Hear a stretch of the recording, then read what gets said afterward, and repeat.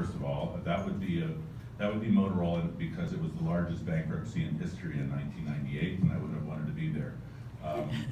It was the largest bankruptcy until Enron went under 2 weeks later, and which made Motorola very happy. Took them out of the press for a while. It was the largest satellite constellation ever built, and still is. It's still the only communication network that covers 100% of the planet. I had a long history in telecommunications. I was in the early days of cellular communications, and so I came a long way. It was a long time for me to get to space. I was a ground pounder until 13 years ago when someone said, you know, this company is actually still alive. It's doing okay, but we have to launch. We have to somehow find $3 billion and replace it in the next 10 years. That sounded like a good business challenge. It was in Washington, D.C. I came here 13 years ago. I thought it would be a 3 or 4 year job. It turned out to be really kind of God's work and one of the most fun things I've been involved in. We just completed 8 SpaceX launches with 75 new satellites over the last 2 years. Yes, I do know Elon Musk. Glad to tell stories if you'd like, but not as good as the stories he has described publicly. We just launched, this is not an advertisement, but I'm really proud that we were involved with the grounding of the Boeing 737 MAX because a payload that we had on every one of our satellites actually provided the real-time data for the airplane going out of Addis Ababa, and kind of proud that we were there.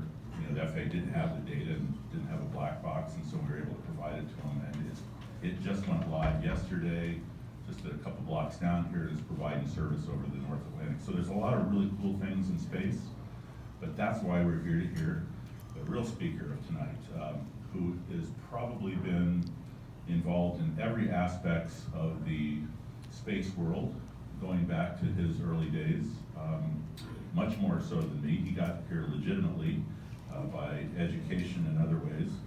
But we're here to hear Dr. John Horack. John was born in St. Louis, Missouri. I'll go way back with you. He found his way eventually to the Big Ten by going to Northwestern to get his BA in physics and astronomy, which is, I'm sure, running courses there at Northwestern. After he did get his MA and PhD in physics from University of Alabama, Huntsville, which is not the Crimson Tide, that's the Chargers, and Division I in hockey only, apparently. So we can't play them in football. But he immediately, when he got out and started, he went to work at NASA.